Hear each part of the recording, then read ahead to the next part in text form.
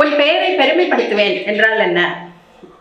அவர் தான் சொல்றாரு. ஆபிரகாம்கிட்ட இருந்து இன்னும் நிறைய பேருக்கு அந்த விஷயத்த சொன்னதை பார்க்கணும், பழைய பாட்டில் பார்க்கலாம், செஞ்சதை பார்க்கலாம். பெருமைப்படுத்துவேன் உன் பெயரை அப்படின்னு என்ன அர்த்தம் அப்படின்னா, நம்முடைய மாம்சத்தின் சில பகுதிகள் சரி பண்ணப்பட வேண்டியிருக்கு. ஒருவேளை சில வாக்குத்தத்தங்கள் நிறைவேற கால தாமதமாகுதுன்னா காரணம் அதான் பாருங்களேன், நம்முடைய பலவீன பகுதிகள் அதை கண்டறிஞ்சு நம்ம அதை பலப்படுத்த வேண்டியிருக்கு, அதை சரி பண்ண வேண்டியிருக்கு. அதுக்கு தான் அந்த ப்ரிப்பரேட்டரி டைம் ஒதுக்கப்படுது. அப்போ நம்ம அந்த சமயத்துல நம்மை பற்றி அல்ல, எல்லாமே தேவனை பற்றி, அவருடைய ராஜ்யத்தை பற்றிங்கிற விஷயம் புரிய ஆரம்பிக்கும் போது, நாம் உயர்த்தப்படும் போதும் நமக்கு எந்த பிரச்சனையும் வராது, பெருமைங்கிற பிரச்சனை வரவே வராது. தாழ்மையில் உங்களை என்ன நினைச்ச அவருக்காக வாழ நம்ம கற்றுக்கிடுவோம். அப்படிங்கிறப்போ நம்முடைய உயர்விலும் நம்ம அவரையே பெருமைப்படுத்துவோம், நம்முடைய ராஜ்யத்தை பெருமைப்படுத்துவோம்.